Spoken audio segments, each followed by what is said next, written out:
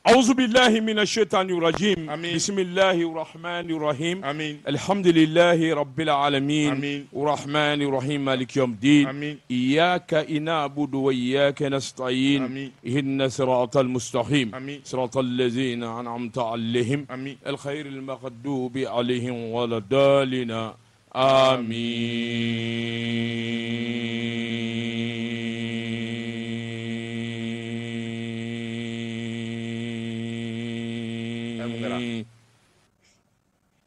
Joasi Zedou biye jumae biye lahoroma donye ala nyini ani ala bato haramade madafo kama uko Joan Sodinga juma dunya fe doka faraka jango juma mi na besongolo kono Joan Sodika do oye juma kerengene nye oye juma sangoro talenye oye juma yele mai ka keto nyini ke lamme ba jere jakulu bele jele fe Joan Sodika do kura tigera mi nye groupe o fana kumbane do na manya ka fo ko nyu azoro ka bembidi magwema Joan Sodika do ana lajanse ko make minye kuna foni langolo kana to amina langolo kana to lamebo kana to kumbana inshallah aka to nyini ke bele jele fe weleli gwana joni so dama nyini subhanahu wa ta'ala fe anga juma sali ala ka chaya amma nyini subhanahu wa ta'ala fe sungolo ba min jole mbe joni so dama nyini subhanahu wa ta'ala fe ya rabbi ala ka sungolo indeme ko nyuma dama joni so de ka don anyelela amini ka se sanfe sa jigini wati o manjable joni so de ka don mimba to atobi ko hadama dela limania ani ala nyine ani ala don baraji mimbala shuna ala ko ka lere de ba baraji sebe mele ta sebe joni so do kuma anga do fara minya ala nyini kan anga do fara ika don minye ay wasalika anga do fara nyini nga saraka ti boka amma nyini subhanahu wa ta'ala fe ngoni jamana mi na to ay mali joni alaka mali kishi alaka mali tanga alaka mali kishi alaka mali tanga ya rabbi aminu nye mali donyi mali kono mali koka amanyina allah ta'ala fe ya rabbi alaka kenyani shijan alako di ane maliyen bele jelema alako kaka alaka ma akoka kira muhammadu ya rasulullah sallallahu alaihi wasallam kira ka sebau sayyidina ali sayyidina badal alu sayyidina usman sayyidina bakar sayyidina alaka akulu baraka kama amanyina ala fe mi nye magani madina kureshu baraka qur'an lazim baraka ya rabbi alaka anga jamana kishika anga jamana tanga dugo ke baye anya mina baye allah ta'ala yon so di nafu watu koronedu ambi je ka andega korta safe juma ina bele jele ki kan gani asiri ayan gani asiri ngara mo bina duwa special ke ayan gani asiri hami be mina gele abe minga ede bika gela do ede bika hamido wallahi ijon si sedu mami me barako gele la furuko gele nasongo ko gele barako gele yon si bika do ni bela jele be ala de bolo ala ka no yambe auzu billahi minash shaitan al-fatiha auzu billahi minash shaitan rajim allahumma salli ala sayyidina muhammad abduhu rasul allah la sharika lahu la hawla min aydina amanu ma dirika ila jini alhamdulillah rabbil alamin tabatu ngara naam nyoro nye belebele mine joni de el aji shekna amawula aidara nurle wuda jetura dangoro banye mago nye nyena ka ala tafo kati nongoma adenge debe golo kabi muhammadu buye aidara ambi folni tani dama ni nyoro nye belebele mine el aji segu siramanjara hali dogo ka belebele bable tamana bable denge sanumamba ye no ye mamadu ba jaraye asigile be golo ka ni nyoro nye dangoro ba mine Sheka baba kamaninga ka morgue a denge no ye sagairi ye tono sagairi ale de sigi be goloka bi na ye min fo ala ye ala biso na ko ala ka ba ala bi bandre sagaire koreka ube Joansi Seydou ka do koreka ba to de ko buyeba ala nye dongo do da ni tara jole laje e ba fo ko dobi bo sugo la e ba ko dobi do ga community côté sugo côté jega côté ala nyesra mi nya ala nyesra ya ani ala don o debo se mama Joansi Seydou e ka do dum balo lembe minu baraka ta no fe kilingili ni nga nyefo kilingili Joansi Seydou kana nyine dangoro ba ko bangoni na ye dine bla romi mata boy nyoro nye abina basa de mine kaka bazande bi bana ndamina domi jamana ngono ikado wajulu kala kacan kurane domba kacan waliju kacan alimu kacan yoni sudi ka donga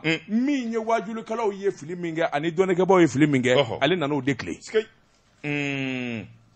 abani anano dekle nam nga dore fiyewa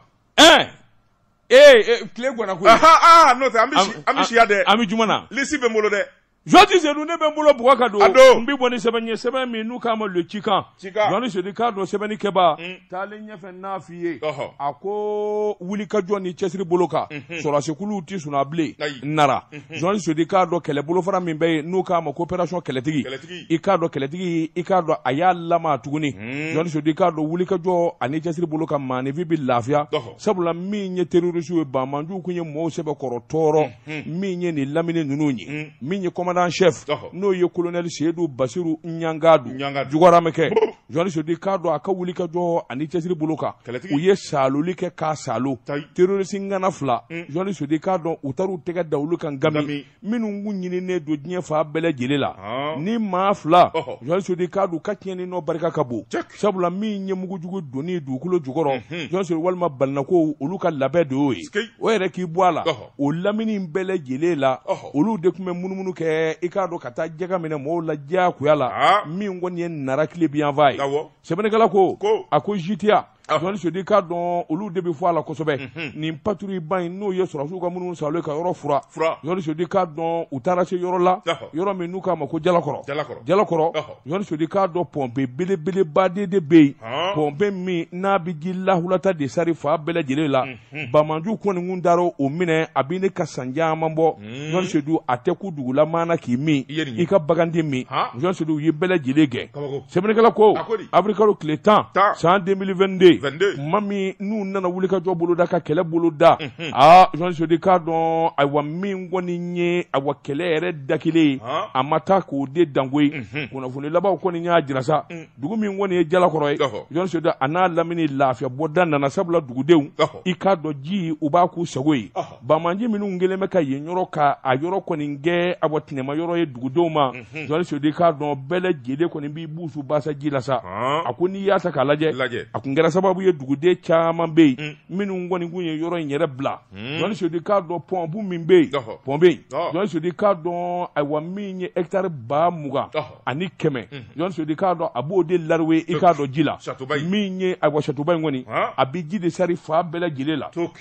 ako dugulamo bi mi bagam bi mi Joni Sedi abike sababu ye ikado chike misenu olu fana kake bamanju kunda me mode kole ola Joni Sedi kado tega daru bele jileka sebenegala ko amiduni mina ko bi madda o makoy mina njama de kumi bamanju nunu bulo yoro infana na Joni Sedi kado kuna funi laba ko ni nya jira kafo minye mina chamande uyo de mina ula sabula minye aywa panoi Joni Sedi kado pano solaire o dembi sabandi saba abilibili ba de unde do de Joni Sedi ka do ko mi mako batterie blendé o denfla minye awasa koshi o fale Joni Sedi ka do moto pièce ou la o ka pièce de rechange o temede ngo fe groupe électrogène kele ani frigo ni bele bamani ubu jade koy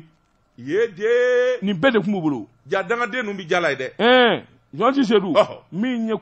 komanda anama jasana ye aya jira ka fo nunu bele jele minena Joni Sedi ka do to ko ni ye digida ni munye sebanye anye minza lo ka bo chika kono akabi bolla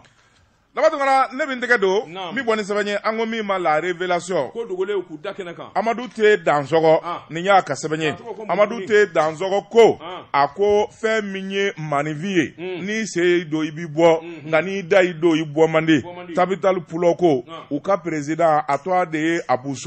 abuso jamana yi ministre koroni gouverneur korodo aya do nga fo ye puma mi voni puma ingeru na komsola ani bololo ka puma ingera gashiye u yere usakinu ko ka kuna fondila wele ninga nyefoli ke sebenigala ko akoni ata kalaje armée wili kajo ani chesiri minge aye kele minge ka sesoro mura fe minye tuwawu ka telesonu ka radio so ye olu de folo girina fe minye puma nye ka alagoshi ninga foko bikara civiluka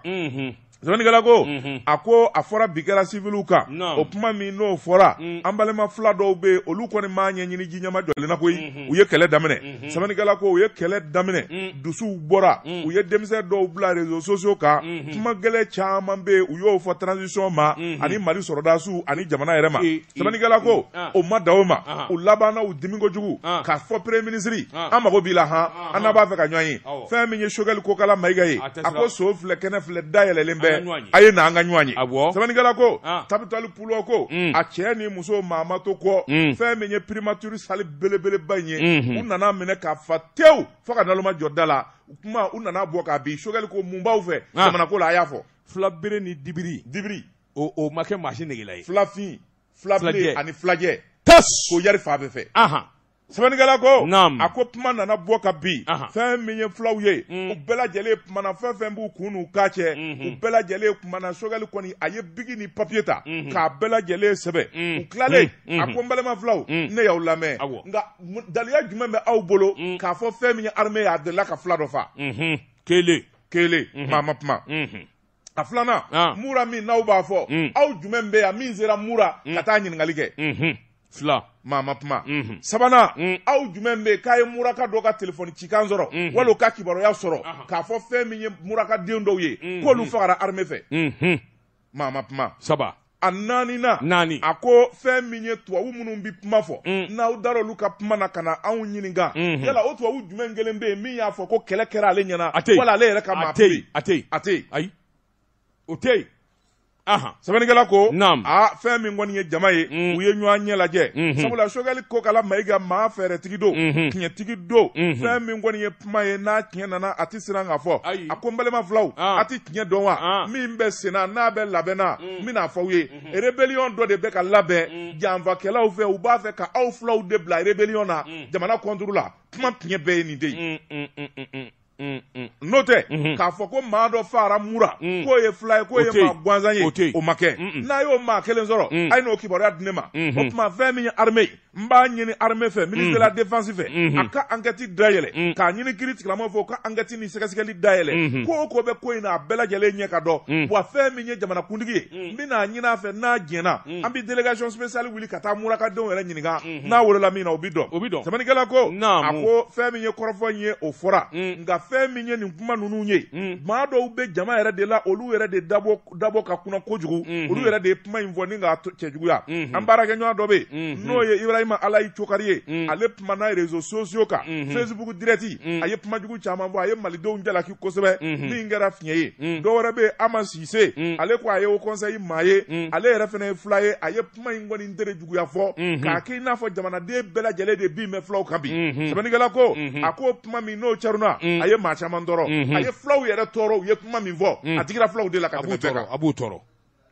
a b'u tɔɔrɔ hɔrɔnw de don a b'u tɔɔrɔ sɛbɛnnikɛla ko a ko Tabitali Pulaw ko filaw ko Abu Soma i ni ka jama aw bɛ ka ɲuguɲugu ni ɲagaɲaga wuli ka se an ka filaw ma n'an m'aw jija an bɛ to in da kolo ji k'a filekolon ji wa teliya a ye kuma lankolon minnu fɔ kuma minnu tɛ jamana jogo ye a ye segin aw kɔ dɛ sɛbɛnnikɛla ko seginkɔ kɛra diyagoya ye Abu So yɛrɛ a ye jama de wele kunun ko conférence de presse a ye kunnafonidilaw wele a ko fan min kuma min n'o cɛrɛ na wɛrɛ tɛmɛ na olu ta ma fɔ ten ale ta ma fɔ ta journalistes de ye kuma yɛlɛma u ye kuma tura a kunjugu kan u ye dɔ kun kɛ dɔ se ye ka dɔ nɛɛ kɛ dɔ kunkolo ye a ko olu ka kuma ma fɔ ta k'u ma maa si jalaki kuma ɲɛna ne ko kɛnɛ in ka filajɛ tun bɛ wa Babaliba Babaliba filajɛ a tun bɛ yen tas ni filakɛ in de ka farin filajɛ tun bɛ yen filafin tun bɛ yen filabilenw tun bɛ yen ayiwa naam sɛbɛnnikɛla ko a ko fɛn min ye Abu So ye fili man jugu nka n tɛ segin kɔ o de ka jugu a ko jɔn ko ala u ye kuma minnu fɔ ani maa minnu ye kuma minnu da u la a k'u filila o bɛ min ɲini malidenw fɛ o ye yafa ye sabula k'olu yɛrɛ ka maloya yɛrɛ nana juguya ni mun ye murakaw yɛrɛ de ye maa cɛ tan wuli ka bɔ mura ka na fɔ Tabitali Pulaw ko ye a ye kuma min fɔ a bɛɛ nkalon maa kelen tɛ muraka den na k'o fara ko sɔrɔsiw fɛ a bila ten maloya mana maloya mana a nana a kuma ka ɲi ten sa a dafara o a ka ɲi ten maloya nana dɛ awɔ kunnafoni filɛ nin ye an ye min zalo ka bɔ la révélation kɔnɔ a ka bi bɔli la Georges Seydou ne bɛ n bolo bugɔ ka don n bi bɔ ni sɛbɛn ye sɛbɛn min n'u k'a ma info matin sɔgɔmada la kunnafoni Georges Seydou n'i ye dutigi bɔlen ye kogo fɛ i b'a sɔrɔ bulonda ka kala Georges Seydou i k'a dɔn ayiwa min ye Samba Balo nin y'a ka fasiri ye a ko commune D min ye a mairie ye bɛn tile tɛ Georges Seydou i k'a dɔn a bɔ wulikajɔ ni cɛsiri bolo kan baarakɛlaw i k'a dɔn u ka ca Georges Seydou i k'a dɔn u bɛ ni ka kalo saba bɔ min ye sara ye o tɛ sɔrɔ o sara sɔrɔbaliya ka taa se a bɔ ko caman ma o kɔni kɛn bɛ sababu ye u ka wulikajɔ boloda ka mankan wuli maire ba la min ye Sɛki Aba Ɲare ye Jean Sedou kalo saba olu ka sara dulonnen don mun nana n'a ye gɛlɛya jumɛn in de bɛ yen olu dun ye kɔlɛtigiw ye u ye denbayatigiw ye n'a ma ɲɔ kɔsa o tuma u bɛ baara bila boloda Jean Sedou k'a dɔn u ye tile 3 baara bila kɛ o ma mugu ɲɛ u laban nana banamini boloda sa fan o fan n'o de bɛ taa ayiwa mairie la Jean Sedou k'a dɔn u nana gɔngɔrɔw ani pneus dasira la maa ti don maa ti bɔ Jean Sedou k'a dɔn mairie ɲɛmaaso a jira k'a fɔ o tɛ kɛwale wa o tɛ kɛ Jean Sedou k'a dɔn u laban nana baarakɛlaw gɛnsan min kɔni b'a to u bɛ bɔ yen sɛbɛnnikɛla ko u laban nana a bɔ kamalenkɔrɔ kuwalenw jɔ fa bɛɛ lajɛlen la cɛw o cɛ ni min farati k'a fɔ i bɛ tɛmɛ mairie da la ni sɔmin kɛra k'a fɔ i b'a fɛ ka tiɲɛni kɛ gorobaraw na tili da i kan f'i ka sa aba ma se ka polisiw wele f'i ka sa sɛbɛnnikɛla ko Jean Sedou k'a dɔn a bɔ ko in kɔni gɛlɛyara nin t'a siɲɛ fɔlɔ ye fana a bɔ communauté mairie i k'a dɔn a bɔ nin ɲɔgɔnna ko ka kɛ n'a sɔrɔla Fodé i k'a dɔn mairie min ye a bɔ deuxième maire walima a bɔ Ablaye Basole n'u tulo b'an kan na u ka se ka weleli kɛ ka a ko tiɲɛ dan dɛgɛ i k'a dɔn o tuma an ka nɛgɛjuru labilalen don ka ɲɛsin maire ma a ka se k'an wele ko in bɛ dangan min awɔ Cheick Abanyare walima Fodé walima ka se Ablaye Basole ma ninnu bɛɛ lajɛlen maire Jean Sedou Fodé ti wuli joona o Jean Sedou sɛbɛnnikɛla ko a ko an bɛ don min na ko bi min kɔni ye mankanba ye o de bɛ communauté la a ko u ka comité syndical a secrétaire général min ye n ɲininka a bɔ Zumana Sisɔgɔ ye o kɔni y'a jira k'a fɔ min kɔni ye a jɛɲɔgɔnw ye a nana kumaw fɛ u ka sabali mankanba in ma i k'a dɔn a wasiraw tigɛtigɛli ani nin n'a ɲɔgɔnna k'u ka dɔ b'o la u ka ɲinifɛ de o dun t'a dabila fo ka sɔrɔ ka kɛ nin kun ye sɛbɛn ye an ye min bɔ info matin kɔnɔ sɔgɔmada la kunnafoni daba tunkara n sen tɛ falikɛlɛ la a wulibali don min tɛgɛ don ka bɔ ni sɛbɛn ye an ko min ma aujourd'hui Amadu Baba Ɲangi nin y'a ka sɛbɛn ye Amadu Baba Ɲangi ko ta karila forobamugu la conseil des ministres min n'a kɛra araba don abrikalo tile 6 san 2022 fɛn min ye ministres ka jɛrɛjɛ yɛrɛ o de ye yamaruya di kiiri tigilamɔgɔw ma Mali ka so a n'a ka bâtiment belebeleba minnu bɛ yen n'u buru jara k'u feere cogo jugu la ko sariyatigiw ka baara daminɛ sɛbɛnnikɛla ko a ko fɛn min ye ko in ye a bɛna gɛlɛya sabula fɛn min ye minisiri kɔrɔ 2 ye minnu kun ye IBK ka minisiri ye ka fara ACI PDG kɔrɔ dɔ kan olu laban a ko in yɛrɛ olu bɛna to a gɔngɔn la sɛbɛnnikɛla ko a ko n'i y'a ta k'a lajɛ jamana ka so belebeleba minnu bɛ yen suguba kɔnɔna na ani jamana Bamako fan wɛrɛw fɛ olu bilara tɔnɔmadara sɛbɛnnikɛla ko u tɔnɔmadali in tɛ dɔwɛrɛ ye ka tila k'u feere sɔngɔ min n'a sɛbɛkɔrɔ jaasira sɛbɛnnikɛla ko bureau du vérificateur général ale yɛrɛ de ye sɛgɛsɛgɛli kɛ u ye fɛn in kɔni feere kɔkisɛriw bɛɛ lajɛlen y'u kɔngɔ fa u taara ni wari min y'o la o bɛ se miliyari 1 fɔ miliyari 2 ma kɔkisɛriw y'o k'u juga la ka taa sɛbɛnnikɛla ko a ko o ma kɛ baasi ye jamana yɛrɛ ka so belebeleba ninnu kelen o kelen u y'o di 2 sɔngɔ de la sɛbɛnnikɛla ko fɛn min ye 2 ye u y'o di 1 sɔngɔ de la a ko in de kɛra ten fɛn min ye sɔngɔ ye ni k'o sɛbɛkɔrɔ jaasi sɛbɛnnikɛla ko a ko n'i y'a ta k'a lajɛ u y'a ta nɛrɛmugu ta da de la ye de jamana ka so sɛbɛnnikɛla ko jamana janfara o sariyaw kisɛw bɛɛ sabula u ko min ma lettre min n'o cira ministre de l'urbanisme et de l'habitat fɛ 2013 lettre wɛrɛ bɛ olu cira minnu n'olu kɛra février kalo san 2001 o danganiya n'o ye décret ye min dalen bɛ o décret sɔsɔra bureau du vérificateur a ko ministère de l'urbanisme de l'habitat et des affaires foncières olu yɛrɛ de kɛra janfa kɛbaa ye sabula sariyaw ye min fɔ k'a fɔ ni jamana ka so bi feere cakɛda dɔ bɛ yen n'o ye direction nationale de l'urbanisme et de l'habitat ale de kan ka sɛgɛsɛgɛli kɛ ka expertise kɛ sow yɛrɛ prix ye min ye anu valeur ye min ye ka sɔrɔ k'o sigi dugukolo mètre carré bi di min na k'o danɔ tigɛ o ma kɛ fɛn min kɔni ye sira dɔ ye u bɔra n'o ye ministre yɛrɛ de ye lettre kɛ fɛn min ye société privée dɔ ye k'o ta k'o ka expertise kɛ u n'o kun bɛnnen don a la u taara sɔngɔsigi so ninnu la sɔngɔ min n'o y'u yɛrɛ sagona sɔngɔ ye wa sɔngɔ min n'u y'u dɛ fɛn min ye jamana ye ni k'a janfa sɛbɛnnikɛla ko gɛlɛya nana kɛ mun ye jamana faama caman bɛ minnu ye jamana wari suɲɛ u b'a blanchi cogo min na n'u b'a don da min fɛ o gɛlɛya b'u la olu maa ninnu olu yɛrɛ nana ka na maa dɔw de bila k'olu tɔgɔlankolon labɛn ka sanni k'olu tɔgɔ la u yɛrɛ k'u dogo olu ɲɛna sɛbɛnnikɛla ko a ko fɛn min ye sɛgɛsɛgɛli ye bureau de vérificateur a bɔra nin bɛɛ lajɛlen kalama a y'a dɔn k'a fɔ faama caman bɛ yen jagokɛla caman ani disiba caman bɛ yen minnu kɔni y'u kɔngɔ fa dugukolo la sɛbɛnnikɛla ko a ko jamana janfara sabula jamana ma dɔwɛrɛ sɔrɔ miliyari 16 damakɔ o miliyari 16 yɛrɛ a bɛɛ ma sara halisa dɔw yɛrɛ u ye terrain san k'a maminɛ ka dɔ sara wari la k'u ban k'a tɔ sara ka so jɔ étage ba jɔ miliyari caman bon ka ban ka jamana ka wari sara n'i y'o yɔrɔ faama dɔ ta don c'est clair n'i y'o yɔrɔ faama dɔ ta don u bi jagokɛlaw kɛ prétexte i b'a sɔrɔ faama dɔ de ta don o ɲɛdɔnna a ɲɛdɔnnen don sɛbɛnnikɛla ko fɛn min ye kiiri tigilamaw ye u bɛna sɛgɛsɛgɛli daminɛ sabula dossier bɛɛ lajɛlen taara ka di pôle économique ma olu ka sɛgɛsɛgɛli daminɛ Usumani Fati ale ti pressé a ti taa a ti maa ci nka fɛn min kɔni ye tɛntɛnni ye a b'o de kɛ jɔn ɲɛmisɛn de b'a bolo i bɔ man di sɛbɛnnikɛla ko a ko ni ala ma ja kɛ fɛn min kɔni ye seli fitinin ye maa caman bɛ yen olu bɛ t'o kɛ premier cabinet na kasobonba kɔnɔ minisiri kɔrɔw ani PDG kɔrɔw ka fara fɛn min ye a commerçant zone kan a caman bɛ yen u bɛ taa kasobonba la n'o kɛra minnu bɛ kasobonba la u na damu sɔrɔ jɛgɛ ni sɛ tɛ jira ka na d'u ma min b'i ye hali ni kɔnɔ ni duluma tɔbira ka d'i ma kaso la kaso ye kaso de siga t'o la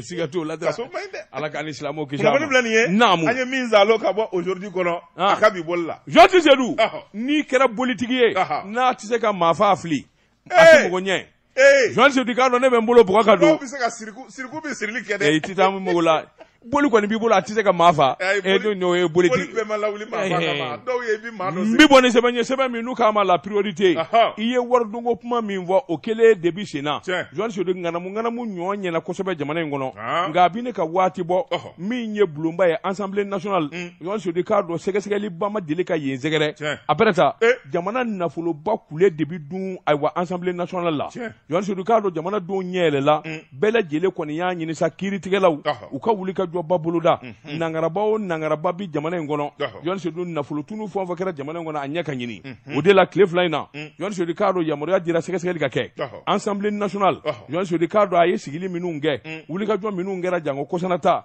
tile damadɔ nafolo minnu dun na Jean Tisedou k'a dɔn ɲininkali kan ka kɛ k'a daminɛ Assemblée nationale la a président kɔrɔw la ka taa bila a wari bondow la Jean Tisedou k'a dɔn a bɔ fali bɛna ye sɛgɛn kɔrɔ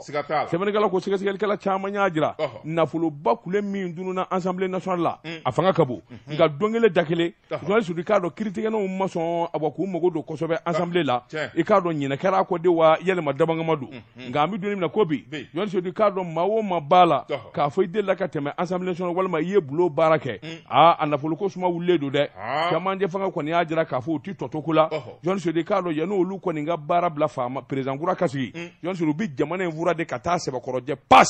nin kun ye sɛbɛn ye an ye min bɔ patriote kɔnɔ a ka bi bɔli la dabatugara ni fɛn min kɛ ko man ɲa o lagali cogo ti ɲɛ nin tɛgɛ don ka bɔ ni sɛbɛn ye an ko min ma indépendant masiriba n'o ye Dawuda Sangare nin y'a ka sɛbɛn ye Dawuda Sangare ko fɛn min ye kunnafonidilaw ye o sɛbɛkɔrɔ diminen bɛɛ dimi bɛɛ lajɛlen bi taa da maa min kɔrɔ o de ye jamanakuntigi ye colonel Asimi Goita sabula ni bolo y'a dimi a bi d'a tigi de kan na anw ka Asimu awɔ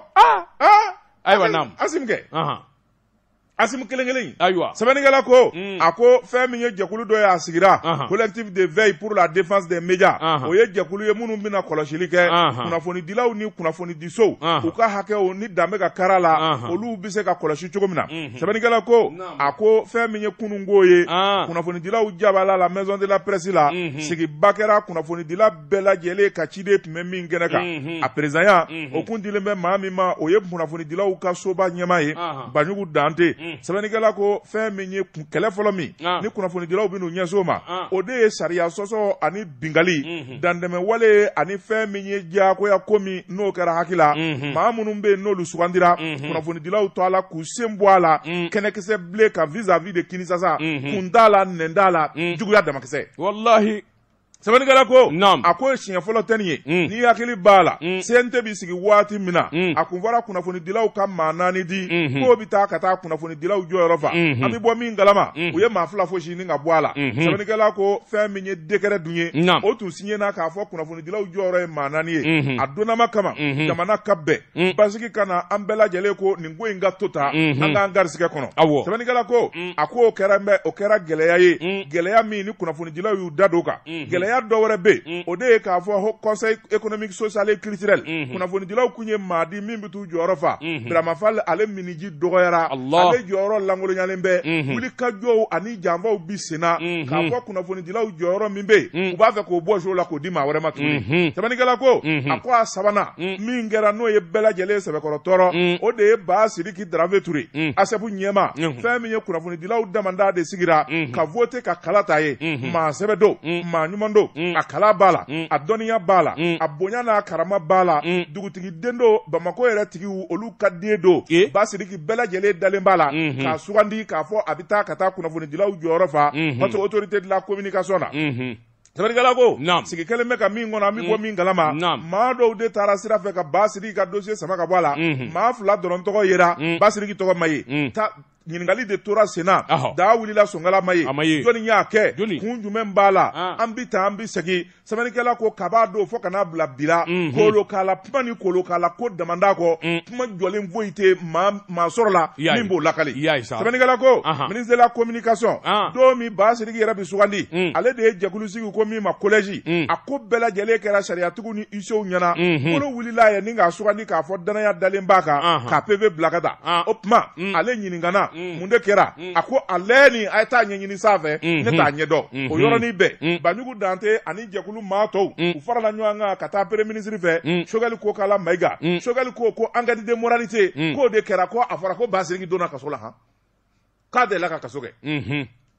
sɛbɛnnikɛla ko a delila ka kaso kɛ bɛɛ lajɛlen bɛ se ka kaso kɛ nka fɛn min ye sariya ye n'o y'i nɔminɛ sariya de bɛ taa ka taa sɛgɛsɛgɛ kuma min fɔra i ma ni tiɲɛ don ni nkalon don o tuma i bɛ sɔrɔ ka jalaki wala i bɛ sɔrɔ ka lajɛya sɛbɛnnikɛla ko janfaba de tigɛra Ba Sidiki Darafe Ture kama ka taa don kaso la nkalon kama sabula o don fɛn min ye faama jugu dɔw ye olu kɛlen bɛ ka jamana dugukolo daraki Ba Sidiki Ture a ka journal min bɛ Le Guido ale b'u buruja don o don a b'u fiɲɛ fɔ a y'u kɔbɔ fiɲɛ na sɛbɛnnikɛla ko o tuma an k'a dadi o donnama kama u ye nkalon tigɛ a la ka taa datugu kaso la nka kiiri tigilamaw n'o ye cour d'assises ye olu yɛrɛ nana ko in da k'a larawe k'a lajɛ k'a ta ka taa k'a ta ka segin u ye kuma min nkalon da Ba Sidiki la k'a fɔ a ye maa dɔw ta ka taa jamana kɔfɛ k'a taara olu feere a ko maa minnu feere la olu bɛ min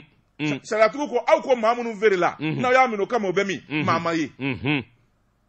o tuma o yɔrɔnin bɛɛ fɛn min ye kiiri tigilamaw y'a dɔn k'a fɔ ko in kɔni ye nkalon ye u ye tabali gosi Ba Sidiki Darafe Ture ale ni yafa jamana ma ko t'i kɔ ko t'i ɲɛ sabula ko min kɔni n'a nkalon dar'i la a bi nkalon a sini nkalon u ma dan o ma a ka casier judiciaire u y'a ko k'a jɛ pas k'a fɔ jɔyɔrɔ o jɔyɔrɔ bɛ yen n'a n'a ka kan a k'a ɲini o tuma fɛn t'a kɔ n'a fɔra k'o donna kaso la ayi foyi t'a kɔ bilen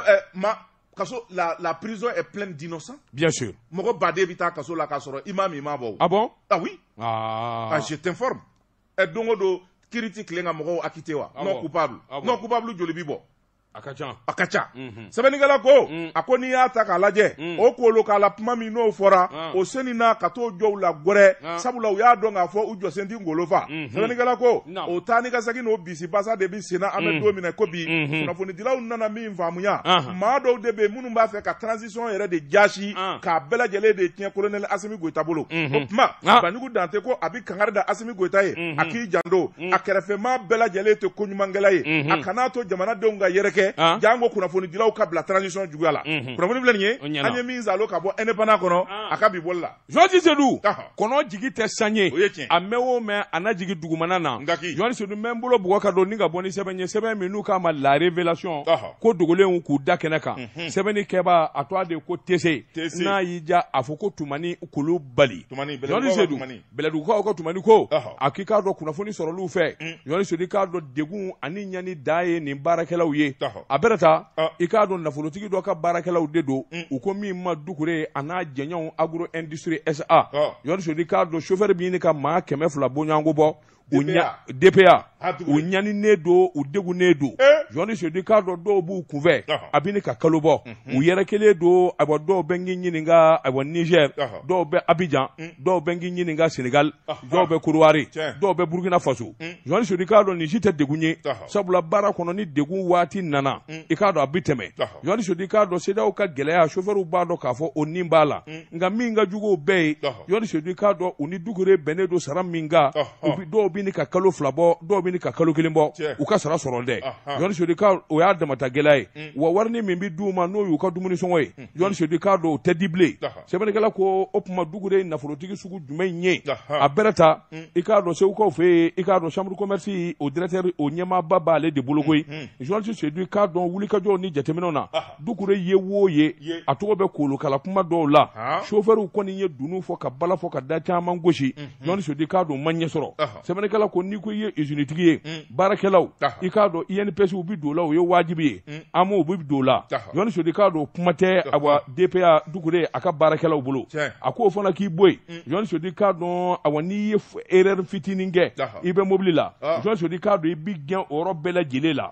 ko ayiwa an bɛ don min na ko bi kɔsa in na a kun ye usine dɔ dayɛlɛ Segu a bi ni ka san 7 bɔɲɔgɔnko bɔ John Sodika dɔ duru ni bala taara ka usine majamu ni k'a sɛbɛkɔrɔ fɔ ngo bi faamu sabula ani faama kɔrɔ dɔ kun bɛ ayiwa jɛla ala ka hinɛ Sumɛlɛ Bube Mayiga la John Sodika dɔ a n'olu kun bi jɛla olu de kɔni y'u jija cogo bɛɛ lajɛlen la k'a sanayɛlɛ président Ibrahim Boubacar Keita o ye taali min kɛ Segu John Sodika dɔ u nana kalabusi ten u ka se ka taa ayiwa usine in dayɛlɛ ka taa bɛn usine in dayɛlɛ don ma nin bɛɛ lajɛlen kun ye Dankɔrɔba ka baara ye hakilina Sumɛlɛ Bube Mayiga ala k'a hinɛ sɛbɛnnikɛla ko a k'i k'a dɔn cakɛda min sigira nin cogo in na John Sodika dɔ o baarakɛlaw ni ɲani o baarakɛlaw ni tɔɲɔ u ni sɛgɛn a bɛrɛ ta dugu yɛrɛ ko k'ale silamɛba ye a ko min ye wulikajɔ ni jateminɛ CMDT ka marché caman bɛ yen John Sodika hali kɔsɛ in na a ŋanamu fanga bɛɛ lajɛlen bɛ taa bi dugu de kan sabula i k'a dɔn o kɔni ye ko ye a bɛ min ɲɛdɔn kosɛbɛ engrais ko kuma minnu bi sen na a ko kɔsɛ in na min ɲɛtɔ ni 100 bɔɲɔgɔnko ye TC ka fɔ la engrais TC ka fɔ la a ko i k'a dɔn o taara ka d'a ma ŋanamu ani janfa sira kan ni hakili b'a la i k'a dɔn waati dɔ kɛra miliyari 15 CFA wari miliyari 15 o de fosira ka bɔ Mali banque dɔ la Dukure fɛ ala ni faama dɔw ka janfa senfɛ John Sodika dɔ o wulikajɔ ni jateminɛ dɔnnen do a ko min ye jateminɛ Dukure a sɛmɛnenba de do politikimɔgɔw na i n'a fɔ RPM Dankɔrɔbaw ani CMDT Dankɔrɔbaw John Sodika dɔ a ka ko dalen bɛ ninnu de kan ninnu kɔni kelen bɛ k'a dɛmɛ ka se yɔrɔ min na i k'a dɔn ka sɔrɔ fanga yɛrɛ t'a la a ko usine min n'u b'a kasabi fɔ miliyari caman a t'o bɔ John Sodika dɔn an bɛ don min na ko bi ni faamaw ma wuli ka jɔ kɛ ka Dukure ka ko jateminɛ John Sodika dɔn a ka baarakɛlaw tɔɲɔnnen don fo ka se a dan na nin kun ye sɛbɛn ye an ye min zalo ka bɔ ayiwa révélation kɔnɔ ko degelenw k'u da kɛnɛ kan Dabatungara ne bin tɛgɛ don o bi kɛ kɔni sɛbɛn ye an ko min ma indépendant fasiriba n'o ye Falen Kulubali ye nin y'a ka sɛbɛn ye Falen Kulubali ko fɛn min ye transporteurs ye u ni jamana a ministre de l'équipement et des transports n'o y'u ka ministre ye u karilen bɛ ɲɔgɔn na kɛlɛ in ti tali kɛ dɔ wɛrɛ la fɛn min ye transport o prix yɛlɛni ba min n'o kɔni kɛra transporteurs fɛ o de nana kɛ gɛlɛya ye sɛbɛnnikɛla ko a ko fɛn min ye jamana ye dɔ farala taji kan ka bɛrɛnin tɛ dɔrɔmɛ 5 fɔ dɔrɔmɛ 10 o de farala tajiw kan o tuma fɛn min ye chauffeurs ye u yɛrɛ dama taara ka taa ɲɔgɔn ye transporteurs ka sin ka dɔ fara prix kan ka prix bɛɛ lajɛlen yɛlɛma 500 yɛlɛna dɔw kan 1000 yɛlɛna dɔw kan 2000 yɛlɛna dɔw kan a ko Segu ni Bamako cɛ u taara i yɛrɛ sɔrɔ fɔ 600 dɔw b'a di 800 ka sɔrɔ Segu ni Bamako an bɛna don min kari kun ye 200 ye voilà je te dis c'est exagéré sɛbɛnnikɛla ko a dama tɛmɛna n'a fɔra gɛlɛya bɛ jamanadenw kan tiɲɛ don dɔɔnin farala taji kan nka ka bali ka passe kɛ nguni kun ye wala ka taa fɛn min ye 100 sira o 100 sira 30 fɔ 40 ka t'o yɛlɛ kan fɛn min ye ministre ye a ye communiqué kɛ k'a jira k'a fɔ transporteurs minnu ye nin communiqué in kɛ k'u yɛrɛ sagona sɔngɔ sigi k'u ni ministère jɛ tɛ o yɔrɔnin bɛɛ fɛn min ye CMTR ye conseil malien des transporteurs Wuruce o fana ye communiqué kɛ k'a fɔ olu sen tɛ nin ko in na sabula u ma ɲininka u dama don a la jɛkulu min bɛ yen n'o ye ceinture ye ceinture Mali olu de ye janfa in kɛbaa ye wa olu yɛrɛ de nana ka na kunnafoni di kɛ ceinture Mali ko a ko gɛlɛya de bɛ olu kan sabula fɛn min ye CMTR ye o tɛ se k'olu kunkanko kuma fɔ gɛlɛya b'olu ni ɲɔgɔn cɛ kabi 2019 tigɛ ko kuma na ani wulikajɔ wɛrɛw la olu bi min ɲini ministre fɛ o de ye sigi ka fɔ ka kɛ min bɛ se k'a to olu ka hakilina olu ka se ka ta bala n'o tɛ k'a fɔ fɛn min ye taji ko n'o yɛlɛnna ko transport sɔngɔ bɛ se ka to a nɔ la u y'a jira k'a fɔ o fana tɛ se ka kɛ ko an bɛ don min na ko bi olu kɔni bɛ min ɲini o de ye sigi ka fɔ ye ministre a ka ko in jateminɛ ɲɛ don ko bɛɛ lajɛlen b'ale de bolo nka n'a ma ɲɛ k'a fɔ dɔɔnin farala tajiw kan o tuma dɔɔnin fana ka fara passe u kan sɛbɛnnikɛla ko a ko minisiri kɔni y'a jira k'a fɔ sɛbɛnlankolon min kɔni n'u y'o dilan k'o cɛriw bɔlɔlɔ kan n'u kɛlen bɛ k'o nɔrɔ k'a fɔ o ye tarifu ye ko tarifu in kɔni ko maa si kan'a sara sabula janfa ani namara don natabaya ani kuntɛ kola de don ka ɲɛsin jamana ma sɛbɛnnikɛla ko a ko kɛlen bɛ gɛlɛya ye an bɛ don min na ko bi transporteurs kɛlen bɛ ka kulekan bɔ u kɛlen bɛ ka kulekan bɔ jamana kuntigi la min bɛ se k'a to bɛɛ ka don u n'u ka minisiri cɛ u yɛrɛ y'a dɔn k'a fɔ u ye min kɛ u y'a dama tɛmɛ u jo t'a la kunnafoni filɛ nin ye an ye min zalo ka bɔ indépendant kɔnɔ a ka bi bɔli la nɛgɛw kɛra fe sɛbɛn b'an na an bɛ taa ka na nɛgɛw kɛra fe ka taa min jɛ ka pib k'a ka feerefɛnw lakodɔn jɛ ka pib Jean Seydou waati n'a ka waati ma se i k'a dɔn lamɛnbaaw na faamuyali sɔrɔ a ma daminɛ joona Jean Seydou i k'a dɔn arajo baara ye dɔ bi fɔ dɔkɔ ye Jean Seydou an bɛ donni minɛ ko bi nɔnɔmugu kelen min n'i bɛ se k'i wakili don a la hali n'a fɔra k'i ka nɔnɔkɛnɛ kɛ sarakati ye n'i ma nɔnɔkɛnɛ sɔrɔ Mixwell nɔnɔmugu nɔnɔkɛnɛ dafalen don non nɔnɔ in ka ɲi ne b'ale de san mais ɲininka ko mun na mais il y a un problème non ɲininka ko mun na ne b'ale de san n ko ka teli kojugu n'i ka ɲininka ko mun na nɔnɔmugu fɛn o fɛn bɛ yen Jean Seydou n'u ye misi biri nɔnɔmugu sirimɛ bɛ bɔ a la bɛri bɛ bɔ a la fɛnɛ bɛ bɔ a la Jean Seydou n'o bɔra nɔnɔ kɛnɛ na a tɔ kɛra bugurijɛ ye yɔrɔ dɔ b'a jɛ dɛ wa Mixwell dafalen don foyi tɛ bɔ a la a bɛ biri cogo min a bɛ ja o cogo kelen la k'a feere ne b'ale 5 kilos Mixwell o b'a la n ko m'a dɔ di m'a 5 kilos mais a da de gɛlɛyara sisan c'est que je ne comprends pas k'a da gɛlɛya a da gɛlɛyara di dɔ farala a sɔngɔ kan qui te dit ça mais moi je l'achète je vais vérifier voilà Mixwell nɔnɔmugu ka nɔnɔmugu Mixwell ne b'ale de sa merci filaninw bɛ Mixwell de min ayiwa bisimila n y'a faamu e b'u dɔ de joni Mixwell kɛ mais c'est mon fils a banna wa n tɛ